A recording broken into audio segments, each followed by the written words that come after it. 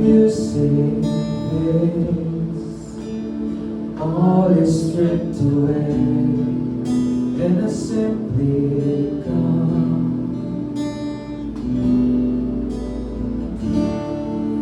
Longing just to bring something that's a word that will bless your heart. I'll bring you more than a song, for a song in itself, it's not what you have required. You search much deeper within, through the way things appear, you're looking into my heart. I'm coming back to the heart of worship, and it's all about you. It's all about you, Jesus. This song of love is my cry of worship, and it's all about you. It's all about you, Jesus.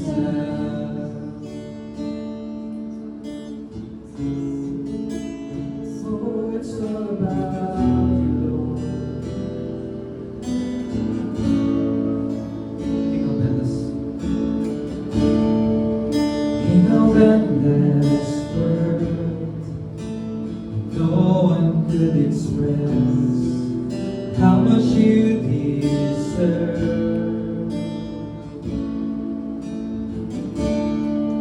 Though I'm weak and poor, all I am every single breath. I'll bring you more than a song, for a song in itself. It's not what you have required. You search much deeper within, through the way things appear. You're looking into my heart. I'm coming back to the heart of worship, and it's all about you. It's all about you, Jesus. This song of love is my cry of worship, and it's all about you. It's all about you, Jesus. I'm coming back to the heart of worship, and it's all about you. It's all about you, Jesus. This song of love is my cry of worship, and it's all about you. It's all about you, Jesus. I'm coming back to the heart of worship, and it's all about you. It's all about you, Jesus. This song of love is my cry of worship, and it's all about you. It's all about you, Jesus.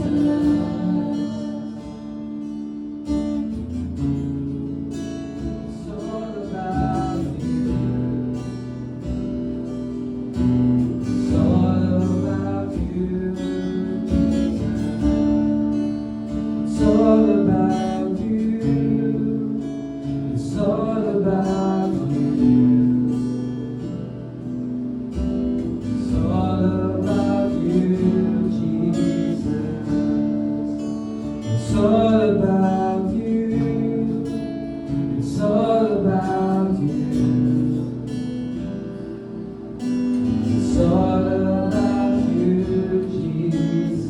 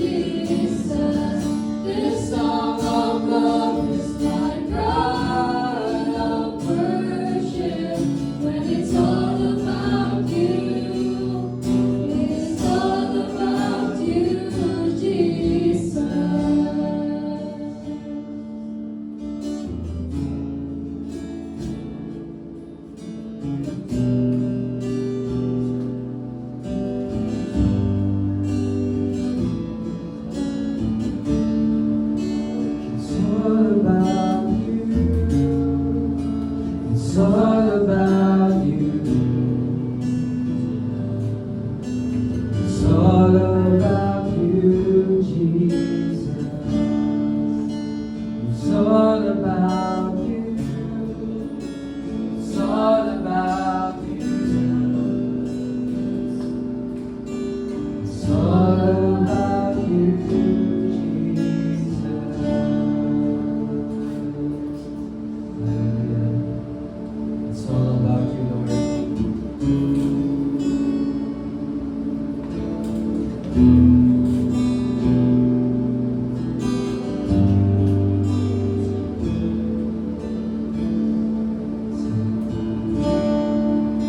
Worthy of every song we could ever sing, worthy of all the praise we could ever bring, worthy of every breath we could ever breathe. We live for you, Jesus.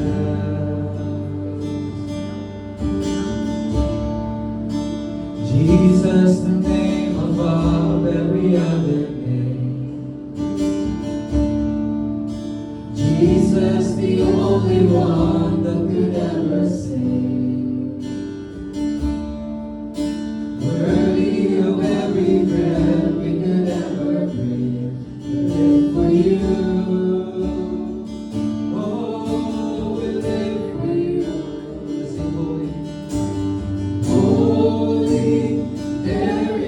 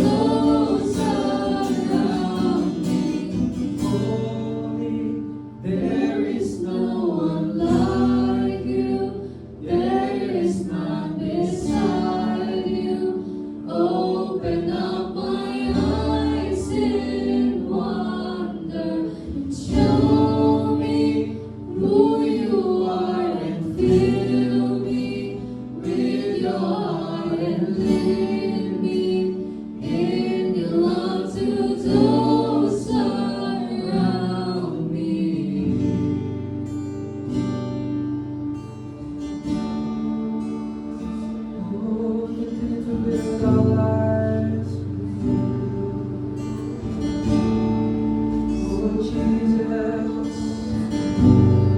You are our fortress, our refuge and strength. In you alone I will trust.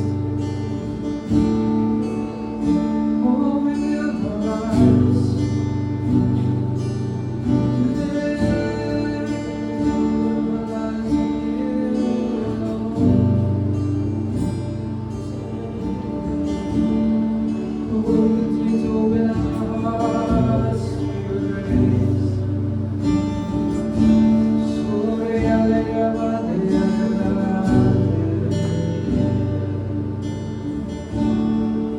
There is no one like you, Lord. There is no one like you. There is no one like our God. Oh, we continue to worship you in this place. We continue to pour our hearts to you, oh Father. And we worship you. Thank you so much, Lord, Father God. Thank you for your Son, Jesus Christ.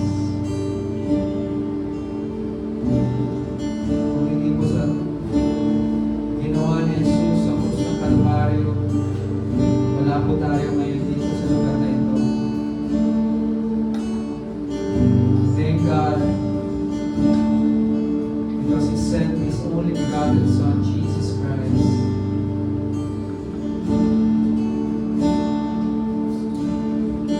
Died on the cross to save us, delivered us, and gave us a new life.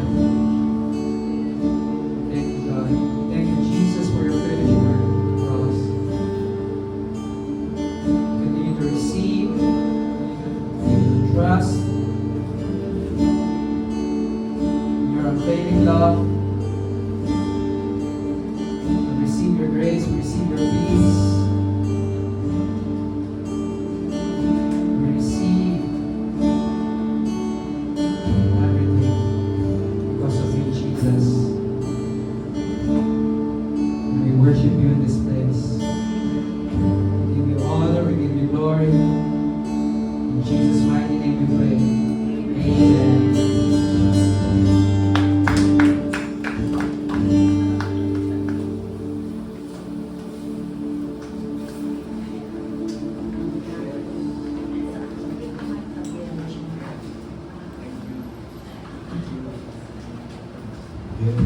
Good morning, GLF. Grace God Fellowship. We missed each other last week because of the typhoon, the storm. How many of you know that typhoons, they do not last forever?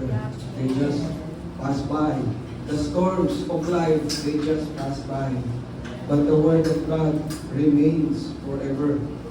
So, as the elements are being passed around, I would like to just read some verses. Let's begin with Isaiah chapter 53, verse 5. Isaiah chapter 53, verse 5.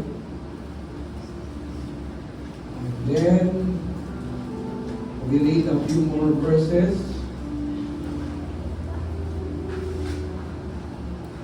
As we partake of the Holy Communion. Yes. Oh, thank you.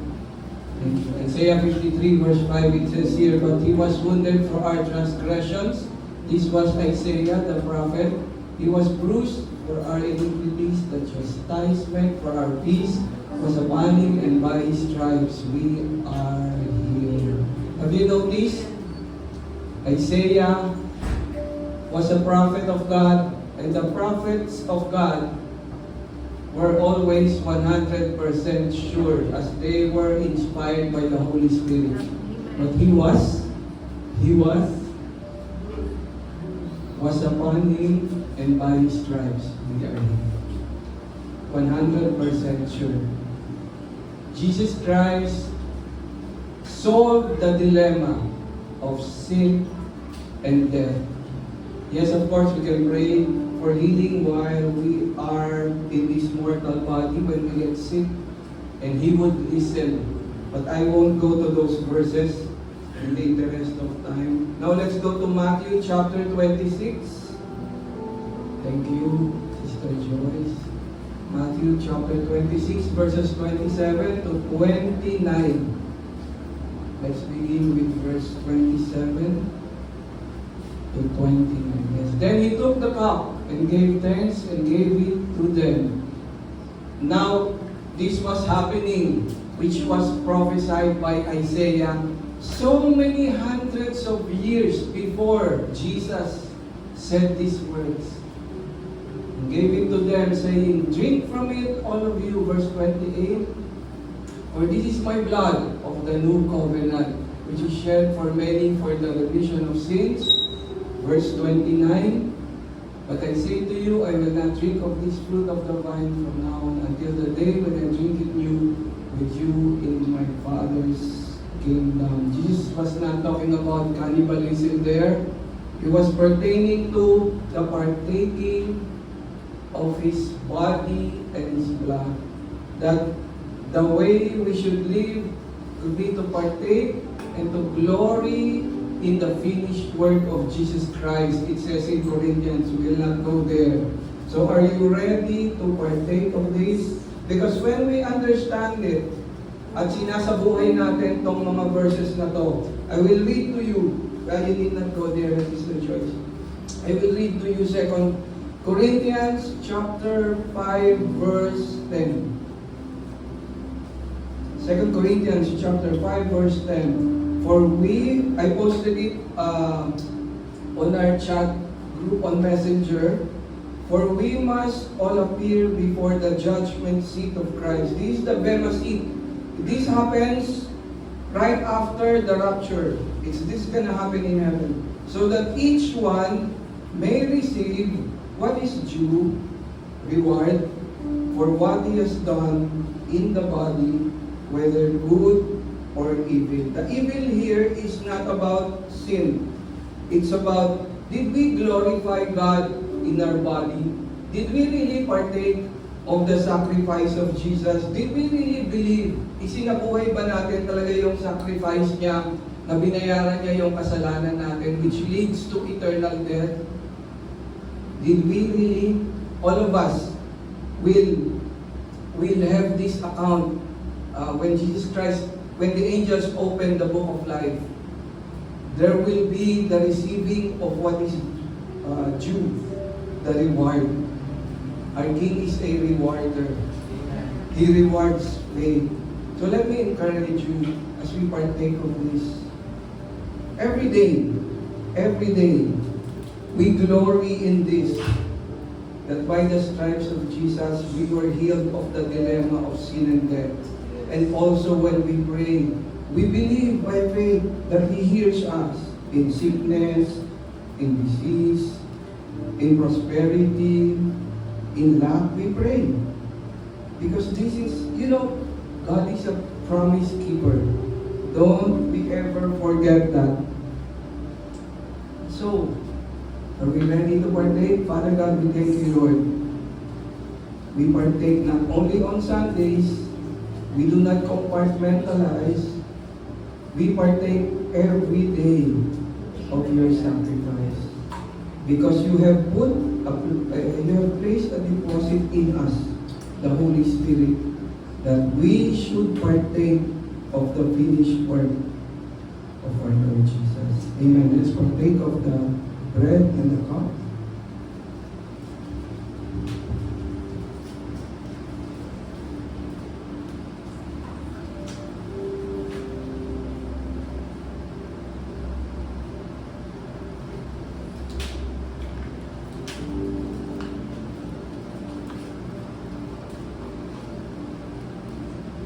So be it.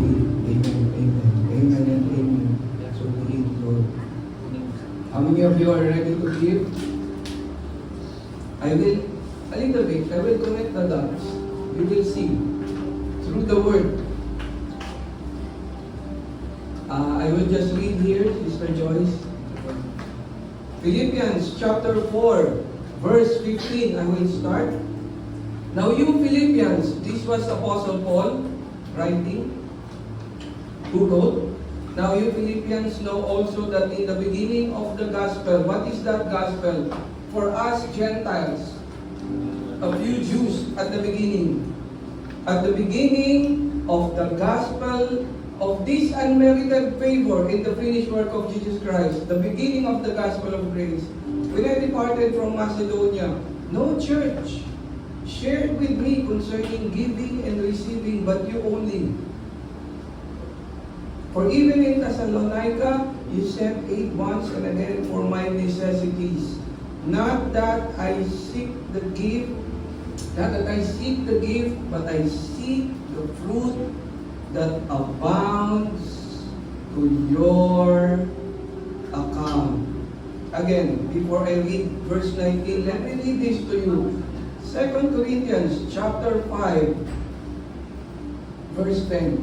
For we must all appear before the judgment seat of Christ, that each one may receive what is due for what he has done in the body, whether good or evil. Whether we glory in God in our giving or not. We must give an account, each one. This is for rewards purposes, not for, some of you, you're not giving, you will go to hell. No, this is not about that. This is about the reward. Who will reign and rule during the millennial kingdom? Or who will, I don't know, some will be given more responsibilities in the millennial kingdom, reigning and ruling with Christ. Some, I'm not gonna dwell in that. And let me read verse 19. When we give, even in this life, it says here, and my God shall supply all your need according to His riches in glory by Christ Jesus. GLF, it's a win-win situation in this life and forevermore. So let's take it to heart as we give. We can grab an envelope, give through GCash. We also have our QR code. So whichever way, let us take heart to these words that are inspired by the Holy Spirit. Father, we thank you, Lord, for this opportunity. Truly, you reward those who live by faith. Your word says, the righteous shall live by faith. We will remain, Lord. Holy Spirit, help us to remain in partaking, to remain in giving, Lord, because we will give an account. No one is excused for a good thing that is your reward, but is due for us. Thank you, Father. We glory in your Son, Jesus. Amen and amen. So be it. So be it. I believe we have some announcements. Wala na. Okay, so let me introduce to you our lead pastor, Pastor Rev. Take it away. Thank you, Pastor Bob. Can I ask everyone to stand up, please? Let's pray.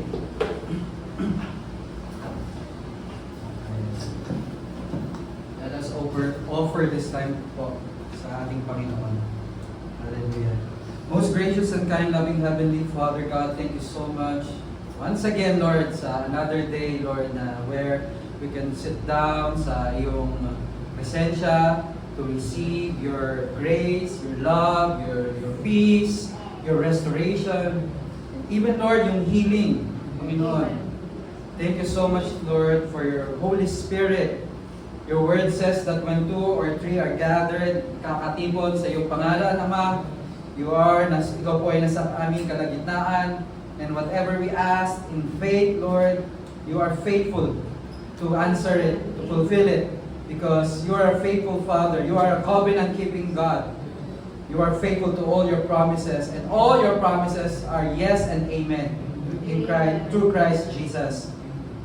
Thank you so much, Lord. Today, we will learn about your word, and we will never be the same again, Lord, as we leave this place.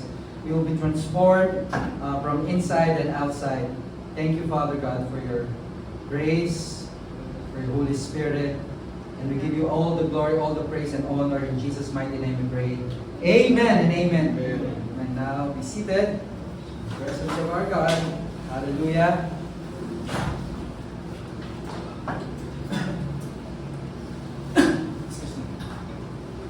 Today po, I want to share to you about covenant. And ang title po ng message po na binigay ng ating Lord is about living in the new covenant. Can we say, living in the new covenant? Alam po natin na many Sundays ago, nagturo po si Brother Bob about covenant. And yung Edenic covenant, yung na-share ni Pastor Bob sa atin po lahat. And I believe nung na-invite po siya sa Quezon, na-share din niya po about covenant, Adamic covenant. Okay? So, alam niyo po ba, there are 7 major covenants in the Bible. Number 1 is Edenic covenant. Number 2, Adamic covenant. Noahic covenant, Abrahamic covenant, Mosaic covenant, priestly covenant, Davidic covenant, and the new covenant. So today, pag-aaralan po natin yung last or number 8. Hindi pala 7, 8 pala, major covenants. So yung 8 po, number 8 po, pag-aaralan po natin today about the new covenant. So living in the new covenant. Amen? Alright, but before we start po, bago po sa inyo i-share yung konteksto po ng ating pag-uusapan this morning, I just want to emphasize po itong mga points na ito. Okay, number 1 is, ano po ba yung covenant? What is a covenant? Sa Tagalog, yung covenant ay tipanan. Tama? Ate Shai, tipanan. Okay. What is a covenant? And pag-aaralan po natin is why God replaced the old covenant. Bakit kinailangan ng Diyos palitan yung old covenant? Okay? And number 3 is yung comparison po ng old covenant and versus the new covenant. Okay? And number 4 po is yung blessings of the new covenant. Ano ba yung mga, now that we're in the new covenant, ano ba yung mga blessings? Ano po ba yung mga nakahandang biyaya o pagpapala ng Panginoon na nakahanda para sa atin in the new covenant? Okay? And lastly, how to walk in the new covenant. Paano ba tayo lumakad sa bagong tipanan ng ating Diyos? Amen? So, are you excited? Yes. Okay, but let me ask you something muna. Meron pa po ba kayo sa mga titos, mga ninong, ninangs, mga uncle, mga lola, lolas? Meron pa po ba kayo nakatago mga typewriter sa bahay? Old school, ano? Okay? Kasi during the 80s, pa-transition no? Para wala na yung typewriter, meron na pumasok na yung computer, di ba? Okay? May mga computer na yan. Na-imagine niyo po ba na, naalala ko dati, when I was in high school, pag gumagawa po kami ng book report, typewriter po yung gamit namin. Na-experience niyo yung hassle, yung paggamit ng typewriter na kailangan mo i-press yung key, di ba? Para pumalo dun sa... Tapos, minsan, pumapasok yung daliri mo dun sa pagitan ng mga letra. And kapag may error ka sa sinusulat mo, diba, kailangan mo ng correction paint correction paper Liquid paper. or liquid paper na ginagamit. Di ba sobrang hassle? Doon naalala ko po, last Friday, we attended po, we had a favor po from the Lord to attend yung concert po ni Maestro class ni Mr. Ryan Cayabyab sa Rockwell, sa Proscenio. So, nag-start po siya magsulat ng song in the 60s, then 70s. So na-explain niya po kung gaano yung struggle na nagsusulat siya ng kanta using typewriter.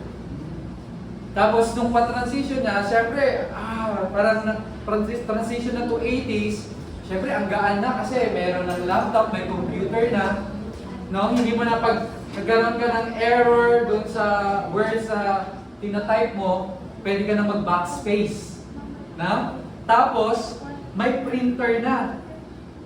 Alright? So, after nung matapos yung letter, or book report na ginagawa mo, or composition na ginagawa mo, pwede mo na siya right away, you can print it. Okay? So, ganun po, na napatransition na tayo dun sa 80s, may laptop na. Imagine mo, kung meron ka pa pong typewriter sa bahay, tapos meron someone, special someone, or your husband, your wife, or yung mga anak mo, nagregalo sa inyo ng brand new laptop computer. Sabi mo, ay, sa buhay, hindi na ako magta-type ng, kailangan i-press pa ng sobra yung typewriter para pumalo lang yung letter dun sa papel. Tapos kapag may mali, kailangan mo pa ng correction. Ano yun? With the paper. Ayun. So, now that you have the brand new laptop, computer, and then with a modern printer, yung pag-type ngayon is smooth na. And mistakes are instantly erased kasi may backspace na. And then yung printing is clean and effortless. Kumbaga pag nag-print siya, hindi makikita yung trace nung yung pang-correct na, ano tawag? Liquid paper. Liquid paper. So everything is faster, clearer, and lighter. But, minsan tayo, nasa-stuck pa tayo sa past, di ba? Parang yung typewriter na yon, meron emotional attachment sa atin. Di ba? Kasi, malay mo, yung husband mo na nag-abroad, binili pa yung typewriter sa Brazil, sa Italy. So, may sentimental value. May emotional attachment tayo dun sa lugar na yon, na kahit niregaluhan na tayo ng labot sa atin, ng manat sa buhay ng bagong laptop, computer, bumabalik pa rin tayo dun sa typewriter. Tapos, you keep struggling with it. Struggle ka dun sa old typewriter, pounding the keys, pinapound mo yung keys. Diba? Tapos ang ingay mo, kapag natutulog sa bahay. Ano yun? Nagigising. Okay? And then, ang daming tapo na papel, right? Kasi yun na yung kinagisnan mo. Diba? And ayaw mong ma-detach doon sa bagay na yon kasi may emotional attachment ka. And, church, that's what it looks like when believers, ganyan po yung itsura kung saan ang isang mananampalataya is na-stuck or staying under the old covenant. Okay? The law, yung batas, okay, yung batas na binigay sa Israelitas, batas na binigay kay Moses, is like the typewriter. Every mistake is recorded. Every error is loud. Parang nire-remind sa'yo yung error mo. And you're the one trying to fix it. Ikaw yung mismo nag-fix nun. You're trying to fix it by your own effort. But in the new covenant of grace, okay, is parang yung bagong computer, yung laptop computer with the brand new latest printer, latest edition of printer. Mistakes are forgiven, the burden is light, and the work has already been made easier because someone has upgraded your whole system. Alright? Jesus Christ gave us a new way to live, not by striving, okay, but by trusting and resting. Not by self-effort, but by His finished work. Can we say finished work? Alright. Finished work. Not by earning, but by receiving. We receive His finished work. We receive what Jesus Christ has done on the cross for us. by faith. We walk by faith and not by sight. We continue to receive, trust, and depend on our Lord. Sa daily, sa araw-araw na supply niya sa buhay natin. Supply ng kanyang grace. So, bakit kailangan mo pang bumalik doon sa maingay na typewriter when the new life of grace is already on the table waiting for you? Okay, let's open our Bible to John chapter 1, verse 17. Let us open our Bible.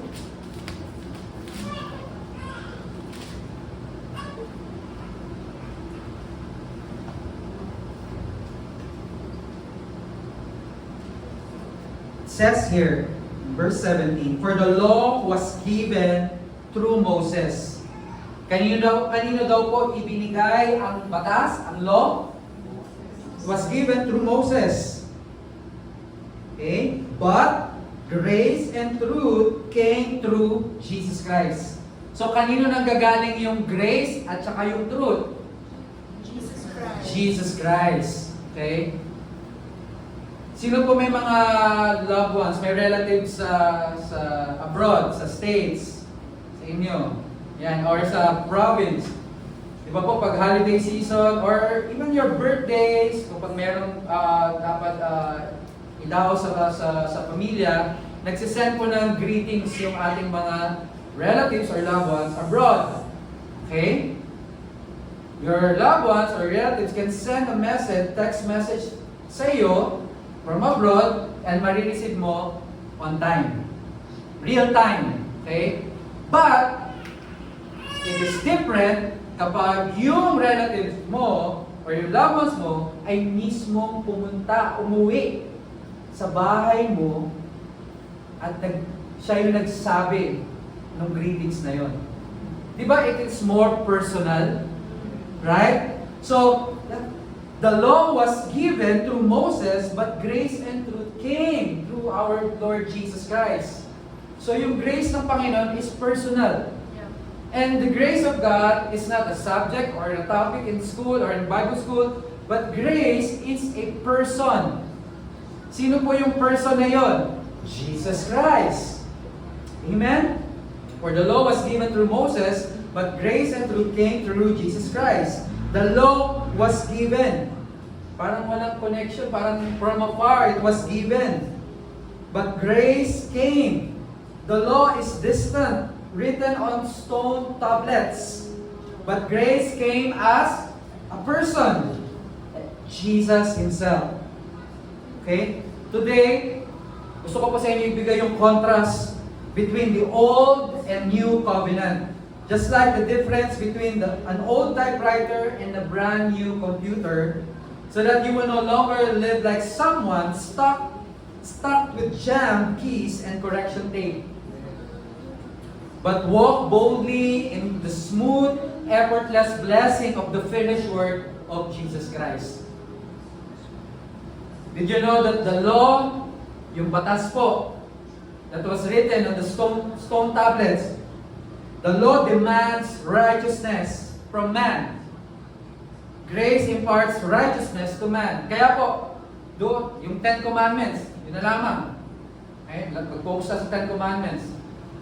Kanino po nakafocus? Sa magagawa ng tao. Thou shall not. You shall not. You. So dinidiin sa atin yon. You shall love the Lord your God. You shall not serve any gods. So demand ang binibigay po ng batas na yon. The law demands righteousness from man. But grace imparts righteousness to man. So what is a covenant? Yan, ano tayo sa exciting part. What is a covenant? Ano po ba yung tigpanan sa Tagalog? Okay, covenant. A covenant is more than a contract. Yung covenant po, or yung tigpanan, is more than contract. Contracts are limited. Katulad po dito, sa place na to, kung saan dinadaos natin ang ating worship celebration, tayo po ay may kontrata for 1 year. Okay? Limited po yun. After mataso yung contract, kailangan po natin i-renew yung contract again. But covenants, on the other hand, are lifelong and sealed with the blood. Yung covenant. Yung marriage, it is God's covenant to a husband and wife. Kaya, sabi po ng salita ng Diyos, what God has put together, no one can put asunder. Walang makakapag-divide ng isang marriage. Okay? Kung makulit man ang iyong husband, umulit. Okay? Pag-pray mo kay Lord, lay hands mo, fivefold ministry. Ay, sorry. Fivefold pala, fivefold ministry. Ang lay hands ganito. Fivefold ministry. Okay, so it is God's covenant. So walang makakapag-iwalay po. So yung iba po ang kontrata sa covenant kasi ang covenant is lifelong and sealed with the blood. Ang katapusan lamang po ng isang covenant kapag yung covenant partner ay nawala na. Okay? But as long that person is alive, you are covenant with one another. You have a covenant with one another. Okay? No one can separate you for better or for worse. For richer and for poorer. In sickness and in health. God's covenant. No worries, makikita yung mga yung mahal natin, yung mga loved ones na nauna na po, makikita po natin ulit sila pagdating ng ating Panginoon. Amen? May nagtanong po sa akin, makikilala pa po ba natin ang ating, by the time na rapture na tayo, nasa heaven na tayo, makikilala pa po ba natin yung mother natin, yung father natin, yung uncle natin, yung husband, yung wife? Yes po. May memory pa po tayo. Kasi po, in Revelation, kahit nga sa Revelation, nakasulat doon, yung mga, yung huling-huli na, yung final na, kung saan si Jesus Christ, i-preach yung gospel, and then yung mga hindi na-save, yung na-save after ng rapture, nakikita po dun sa Revelation na ramdam nila yung hinagpis nung na-experience nila during the rapture. So marami to, may emotion. Okay? Andun pa yung memories mo, loves mo. Pero, ano na tayo? Parang one big happy family na tayo po sa heaven. Okay? And then all of us are married to Jesus Christ, our bridegroom. And so, punta tayo dun. Sideways lang po yun. In Bible times, when two people cut a covenant, they killed an animal. Sa Old Testament, sa Old Covenant, kapag ang dalawang tao po ay nagkaroon ng covenant sa bawat isa, so wala pang kontraka, ang tawag po doon, covenant. So they will kill an animal. At i-split po nila, i-cut nila in half. Okay? Tapos, they will walk between the two pieces of that animal. So parang they will hold hands together and they will walk na parang ganito. 8. Ganyan. They will hold hands together and they will walk together. Doon sa animal. So sprinkle yung blood. Yung animal split in two. Okay? And then the two partners po, mag-walk sila doon sa animal. Okay? Parang ang lakad po nila is like 8. Number 8. Diba? 8 symbolizes infinity. There's no end doon sa covenant. Ang end lang dun sa covenant kapag nawala na yung covenant partner. Etong covenant na to nangyari kay Abraham. But instead, si Abraham mag-cut ng covenant with God, nakatulog. Okay? Sa Genesis chapter 15 yun, nakatulog siya. Sobrang pagod. And then, nung parang naalimpungatan siya, pagmulat na ng mata, mayroong dalawang tao na nag-walk doon sa covenant na yun, sa animal na yun. And scholar says, and theologian says that yung naglalakad doon sa animal na yun, nag-cut ng covenant is God, between God and His Son, Jesus Christ. Wala tayong part doon sa covenant. Kasi mag-break natin yung covenant. Kaya kailangan ng strong partner when you cut a covenant. Diba? Kung ikaw si God, pipili ka na ng strong partner to cut a covenant. Si Jesus is our representative. And tayo yung beneficiary. Right? Ng covenant na yon. Ang kailangan lang natin maniwala, ang kailangan natin paniwalaan is by faith. We walk by faith. We receive His finished work by believing, by faith, by trusting. Amen? So the message was clear. We are now bound for life. Everything I have is yours. So ganun po sa covenant. Kung ano man yung meron yung covenant partner, bound siya for life. Kung anong meron siya, meron din. Yeah, di ba sa husband and wife? Conjugal property. You are bound together. Bound one another. Yeah. Everything I have is yours. And everything you have is mine. The amazing news is this. God made a covenant not directly with us, but with His Son, Jesus. Why?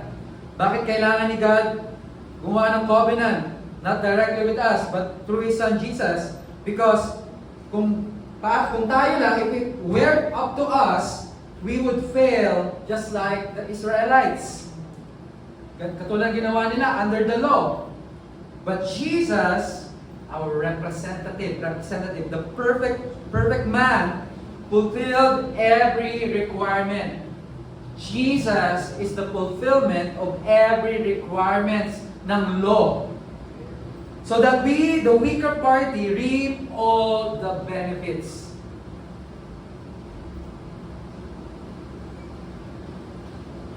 Hebrews chapter 8 verse 6, New King James.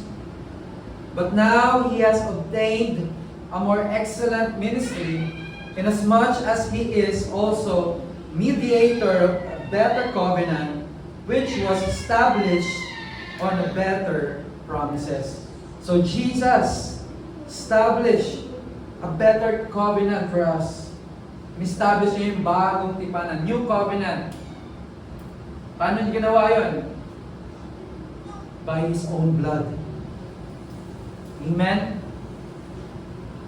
Siya yung animal sacrifice, nag-spilled yung blood niya for all of us. Amen? You know, let's be honest, many believers think if they obey God, okay, they will be blessed. And if they fail, they will be punished for their wrongdoings. That is the old covenant thinking. Okay? Na kapag I obey God, He will punish me. And if I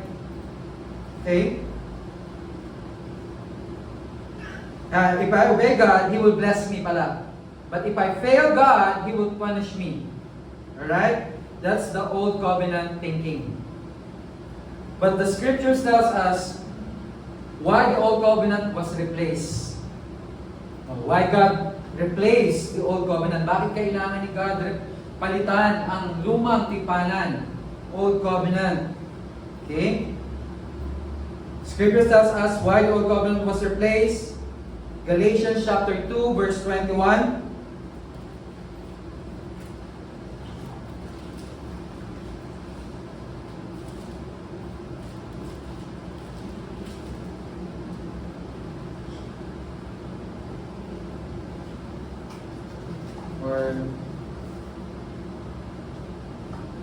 I do not set aside the grace of God, for For if righteousness comes through the law, then Christ died in vain.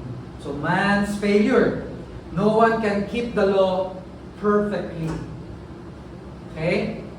Walang sino mang tao na ipapanganak sa mundong ito that he or she can keep the law of God perfectly. Even if he or she try many times to fulfill it, he or she will fail. And also in James chapter 1, sinasabi po doon that if you fail with one, you are guilty of all. So ganun po kataas ang standard ng law ni God. And you know the purpose of the law, ano ang purpose? Bakit ibinigay? So kung ganun pala kataas ang standard, bakit pa binigay yung law? Ano ang purpose ng law?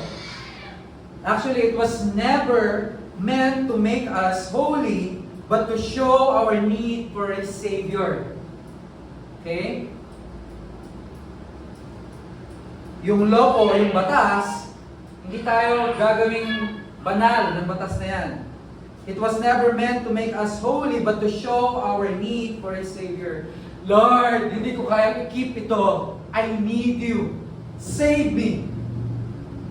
Galatians chapter 3, verse 24. Therefore the law was our tutor to bring us to Christ, that we might be justified by faith. So, tutor natin ang law. That we might be justified by faith. But after faith, verse 25, but after faith has come, we are no longer under tutor. Sino yung faith that has come? In Hebrews, diba, it says there, Jesus is the author and the finisher of our faith.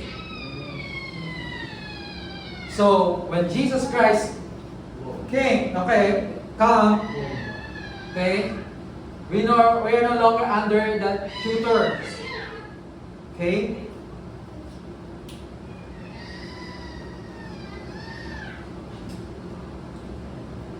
We are no longer under a tutor.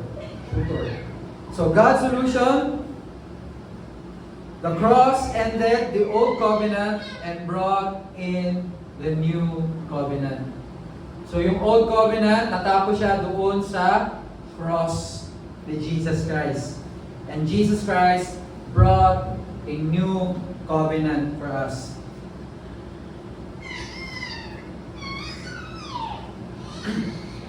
The law reveals your need for a Savior. Grace reveals the Savior who meets every need. So yung law po, yung batas, even though, if you keep on trying and trying to fulfill it, the more po na-expose yung ating kasalanan, yung sin, yung ating kahinaan, ating weakness. Okay? The law reveals your need for a Savior. Grace reveals the Savior who meets every need. And to understand this better, tingnan po natin yung comparison ng Old Covenant versus the New Covenant. Meron po ako dyan sa yeah. So this is the anyways, this is the comparison po, contrast po ng Old Covenant, which is the law, and the New Covenant is grace. Okay? Under the law, it is based on man's obedience. So yung blessing mo, blessing ng tao under the law, ay nakasalalay sa kung gaano ka kahusay, kabuti, to keep the law. Okay? Napakahirap. But in the new covenant of grace, it is based on Christ's obedience. Saan yung Christ? Kailan pa nag-obey si Christ? Not that naipako na siya sa cross, but during the time when He was in the Garden of Gethsemane, He said, Lord, if you are willing, let this cup pass over me. But not my will, O God, but your will be done. He obeyed the voice of his Father. That is why, in the new covenant, because of Christ's obedience, we are entitled to all God's blessing. Amen? In the old covenant, brings condemnation and death. 2 Corinthians chapter 3, verse 7 and 9. Alam nyo na lang po, ha? You will not undergo the rest of time. But in the new covenant, brings righteousness and life. Hindi na sana po maano natin yan. 2 Corinthians chapter 3, verse 9. That's it.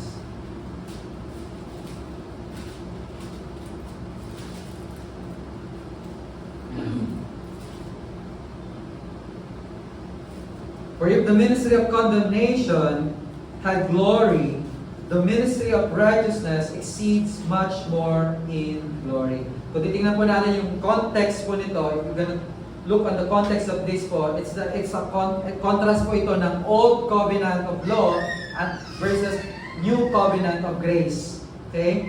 The old covenant of law has its own glory, but it is passing away.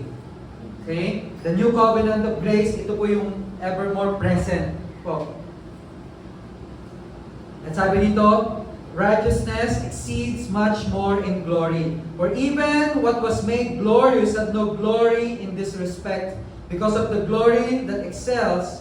Verse 11, For if what is passing away was glorious, talking about the law, Apostle Paul talking about the law, is passing away.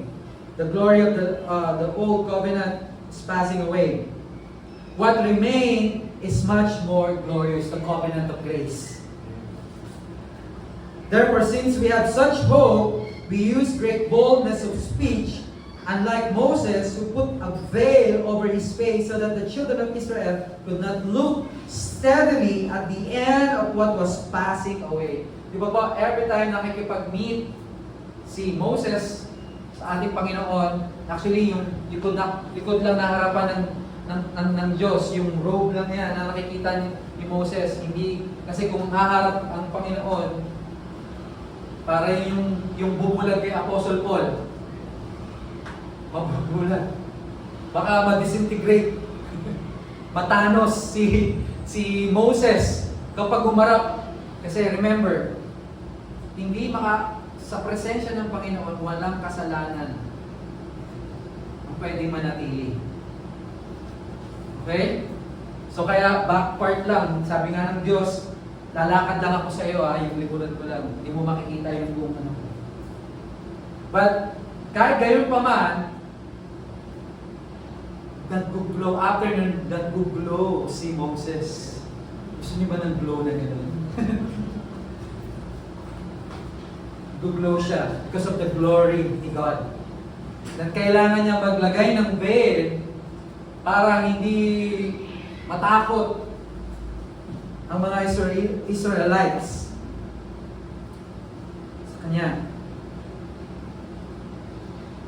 Verse 15, But even to this day, when Moses is read, a veil lies on their heart. Nevertheless, when one turns to the Lord, the veil was taken away. Apostle Paul talking about, even this day, when Moses is read, a veil lies on their heart. Talking about the law. Yun po yung veil doon sa mga tao during that time. The law is like a veil. Kaya hindi nila makita yung glory, yung tunay na glory ng Panginoon. Para sa kanila, yung glory is the law that is passing away. Alright? But nevertheless, verse 16, when one turns to the Lord, the veil is taken away. Jesus has already put away the veil. In fact, the veil doon sa temple that separates yung holy place and the Holy of Holies, it was torn from top to bottom. Now you can enter, pwede mo na makapasok doon sa kaluwalhatian ng Panginoon. Amen? Let's go back. Ano na natin ito? Doon sa comparison. Ayan. Old Covenant focus ay what man must do for God. If you do good, you will be blessed. Kapag hindi, if you fail, punishment. In the New Covenant, ang focus po what God has done for man in Christ. In the Old Covenant, exposes sin but cannot remove it. Kaya po, yung nakaraang pinag-aralan natin about the high priest, yung how they worship God in the wilderness, na yearly, yung high priest pumapasok sa Holy of Holies. Okay? But, yung ginagawa po ng cleansing, or tawag ito, isang word, yung ginagawa ng high priest is just temporary. So, every year, ginagawa po nila yun. So, exposes sin but cannot remove it. But in the New Covenant, remove sin by the blood of Jesus Christ. He removed our sins once and for all. So, He remembers it no more. Old Covenant, just like what we read just now, temporary, fading glory. New Covenant, permanent, ever-increasing glory. That's why, as we focus our eyes on Jesus, we are transformed from glory to glory. We've been transformed, changed from glory to glory. Palakas ng palakas ng palakas. Habang naghihintay sa ating Panginoong Jesucristo. Amen? Kaya ang mata po natin, hindi dito. Look up for your salvation. Kasi dito, okay, as believers, ano nakikita natin? What is happening around us. But when we look up, we see our salvation. Salvation is coming. Hindi ko ibig sabihin na masisave pa lang tayo pagdating ni Jesus. We already saved. Salvation for our body. Kasi magkakaroon tayo ng glorified body. Amen. Makikita nyo naman long hair dun. Diba? Long hair kami dun. Kapalin mo ulit yung buhok namin. Alright, so clear. Okay. So what are the blessings of the New Covenant? Okay, may nilagay ako dyan. Inner transformation. Yung transformation po is from the inside and out po. Sabi niya sa Hebrews chapter 8 verse 10, I will put my laws in their minds and write them on their hearts. Yung law ni God, hindi na nakasulat sa stone tablets. God will write it in the tablets of our heart. Amen? The tablets in the... I will put my laws. So it is no longer external rules, but the eternal leading of the Holy Spirit. Ganun na po tayo ginagabayan, ginaguide ng Panginoon through the Holy Spirit. The Holy Spirit is guiding and leading us. The Holy Spirit is like a GPS, Global Positioning System. GPS. He guides us from within. So, inner transformation. Number 2, personal relationship. Sabi niya, I will be their God and they shall be my people. He's not just God Almighty, okay, that we know in the Old Covenant, but He is our Father. He is our Father, He is our healer, our deliverer, our provider, our protector.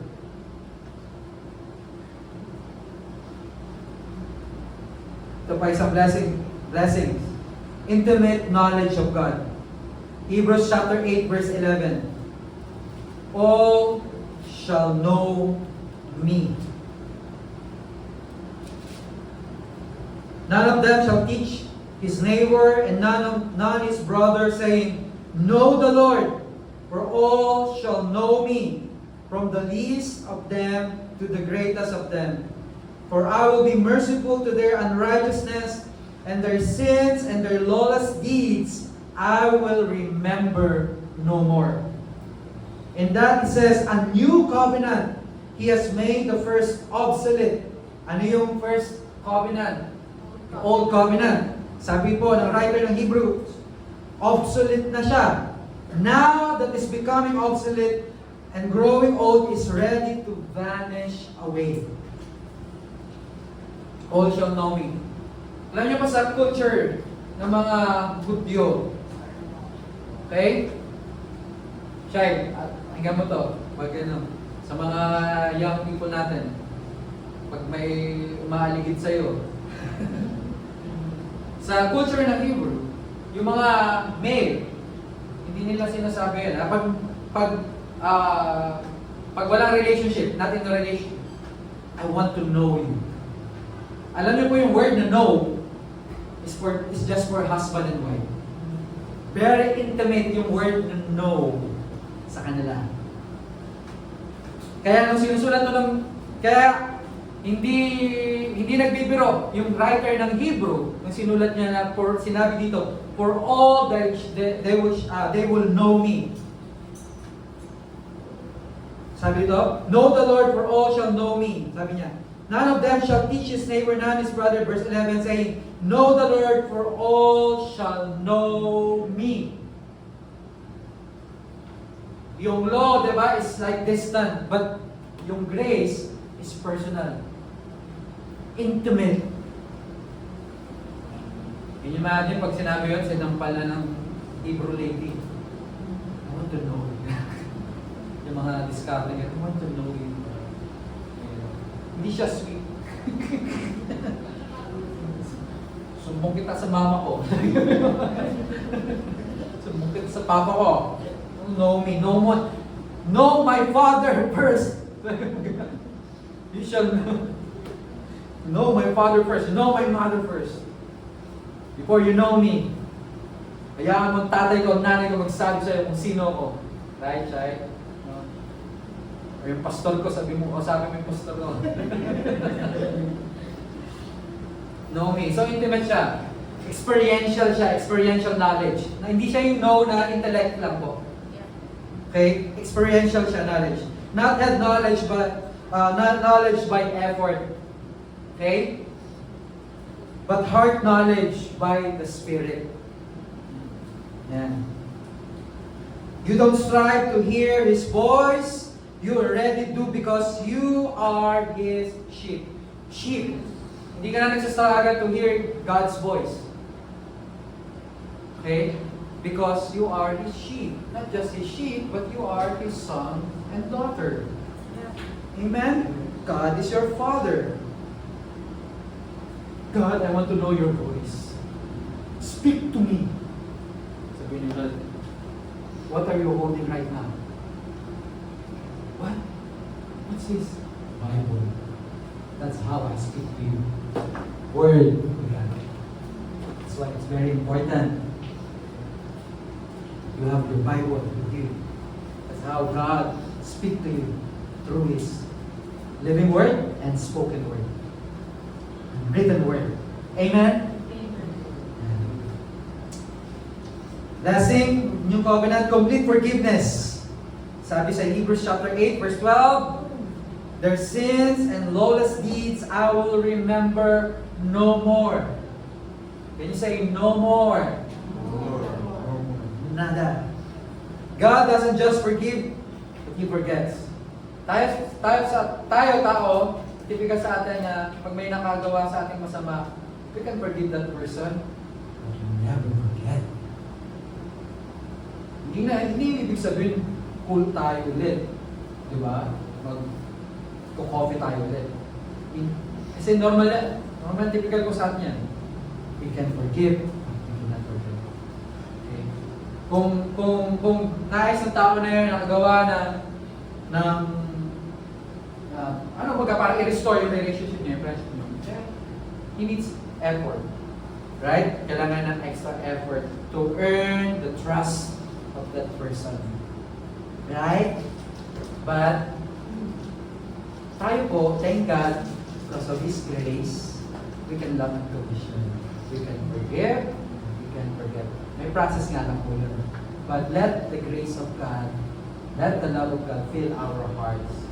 Amen. Hindi tayo nag-harbor ng offense or any offense from our brothers and sisters kasi hindi yan nakakatulong. Diba? Sabi sa Proverbs, a merry heart does like a medicine. God doesn't want you to grieve because of your past hurt, ache. Yung mga nakagawa sa'yo, during the 1902, 1906, naalala mo pa yun. Nabuhay ka pa. Hindi yun. Ang panahon ni Rizal. Naalala mo pa kung paano ka pinahirapan ng mga Espanyol. Tumating ang Amerikano, Hapon. Naalala mo pa yun. Forgive yourself, please. Kasi dahil ng Panginoon na daladali mo kaya niyan, burden na yan sa heart. Alright? Release all your cares. Cast all your cares upon the Lord, for He cares for you. Amen? Di ba nakaganan loob? Nakaganan loob na parang, uy, nakita mo itong taong mong kagawin mo, itong taong to, uutang na naman ito. Utang na naman. Tapos iniiwasan mo ng utang. So nakita mo, syempre meron ka ng love ng Panginoon, di ba? Yung grace ng Panginoon, nag-work sa'yo.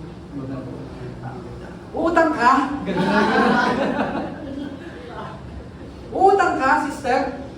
Sabi, oo, sana eh. Alam mo, meron akong kilalang tao na lubos na makakatulong sa'yo. Sino? Si Lord. Sabi sa Bible, He will provide for all your needs according to His riches and glory by Christ Jesus. Diba? Alam niyo po na nag-work po kami ni Pastor Bob sa dating church po namin. May mga nag-walk-in po yan. Kung sino man yung pastor of the day, may nag-walk-in yan. Mga hindi members po ng church yan. Mag-walk-in yan at sasabihin ko, kasi madalas po kami yan nagka-counseling doon. Sasabihin ko, pumunta po kami ng church kasi gusto po namin ng pamasahe, gusto po namin umuwi ng Bicol. Ha? Hindi to member ng church. Gusto po namin umuwi ng Bicol, tsaka wala po kami pocket money pa uwi ng Bicol. Nakakapunta ka ng Manila, pero pauwi ng Bicol, wala ka. So, ganun po. Pero yung mga tao na yun, hindi po namin yun dinadrive away. Or, it's an opportunity po yun to share the gospel, the love of God sa kanila. And matutunan nila na, bago sila umasa sa tao, ay kailangan nilang manampalataya sa Diyos. Amen? Ganon po tayo as a Christian. Hindi namin sila, yan. So, kami po na nagka-counseling, kailangan pa namin po yung i-justify sa accounting. Talaga ba? Talaga ba? So, ayun po. So, sa atin po, mas inaano po natin, sinishare po natin yung salita ng Diyos. Alam mo, brother, sister, lubos na nakakatulong sa iyo, makakatulong sa iyo ang Panginoon. Kasi ang tao, ipipilit ka niyan. Di ba? Ilalaglag ka niyan, kumbaga sa Tagalog. Ilalaglag ka niyan. Good yan today, pero paano kung hindi ka na makabayad? Diba? Wala na. So, you do not put your trust in man's strength. Put your trust in the Lord. Amen?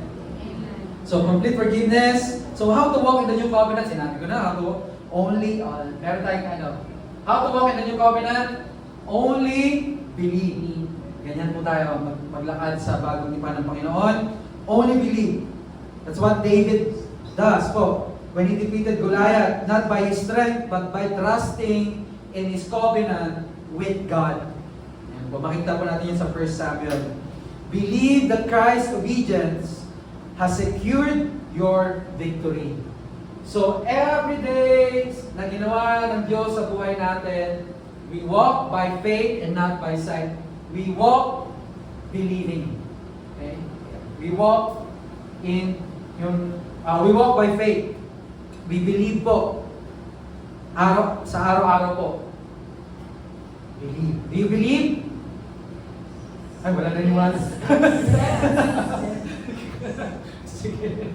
Walang nag-walk sa new covenant. Yes, amen. Believe. So, stop striving When you said stop striving, when I said stop striving, it's all about self-effort. Self-effort puts you back under the law. When you try to keep, or when you try to keep the law by your own self-effort, you're trying to go back to under the law. Everything is according to your self-effort. Galatians chapter 5 verse 4, it says there, you who are trying to be justified by the law have fallen from grace. You have become estranged from Christ. You who attempt to be justified by the law, you have fallen from grace. So, Apostle, ang context po nito, okay, Apostle Paul is talking to the people who is under the law, that was trying to justify themselves by keeping the law. Okay? They are, sabi ni Apostle Paul, you have fallen from grace. What does it mean, fallen from grace? Okay? Hindi ibig sabihin that you lose your salvation. Okay? Kasi hindi po yan, ang context yan, it's not about salvation. Okay? But it's about what Jesus Christ has done. Ito po yung, it's about yung being, yung contrast po nito is people who are under the law, who are justified by the law, okay, and people who is under God's grace. So, falling from grace is like you're trying to go back sa old system. That's how you've fallen from grace. Trying to earn everything with your own self-effort. That's how you've fallen from His grace. Hindi yan that you will lose your salvation. Falling from grace is not sinning, it's going back to the law. That's it. How to walk a blessing, how to walk in the new covenant, enter His rest. Trust Him. Okay? Sabi, last Sunday, ba yan? 2 Sundays ago, yung sabi ko, come to me and I will give you rest. Matthew 11 chapter 11 verse 28 to 30. So, natutunan po natin yung rest is not about inactivity but spirit-led activity. Okay, patuloy po tayo, dumidepende, pinagkakatiwalaan ng ating Panginoon, believing by faith in Him. So like driving with GPS sa car mo, you don't figure out kung saan yung pupuntahan mo, you follow the guide. Pero huwag mo i-follow si Waze. Minsan nililigaw ka, sa traffic, minsan sa palayan ka, minsan magtataka ka na lang, may nakasalubong ka ng kalabaw.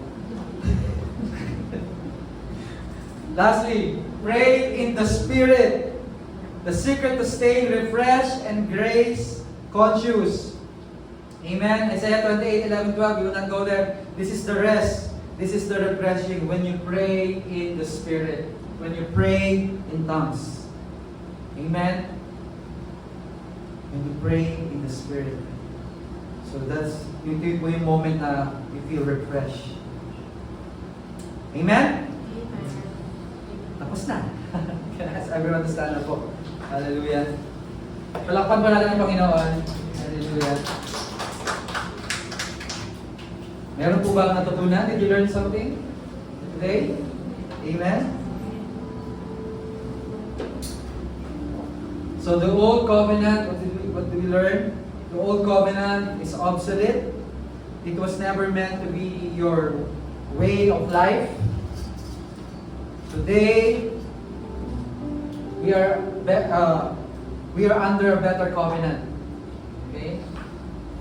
Signed and sealed by the blood of Jesus Christ. We're under the new covenant. Say this with me. I am no longer under the old covenant of law and condemnation. I live under the new covenant of grace and truth.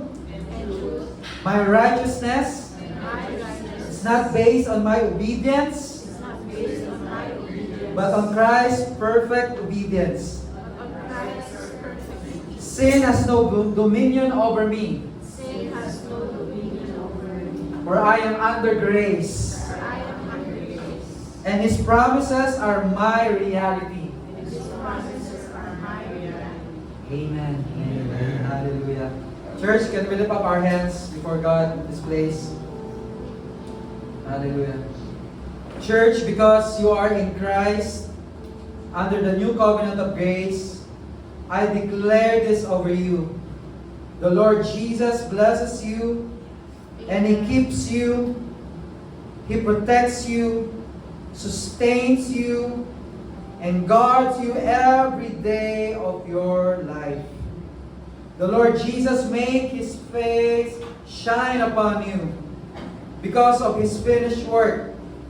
You stand in His unearned favor, surrounded by His loving kindness, wrapped in His grace.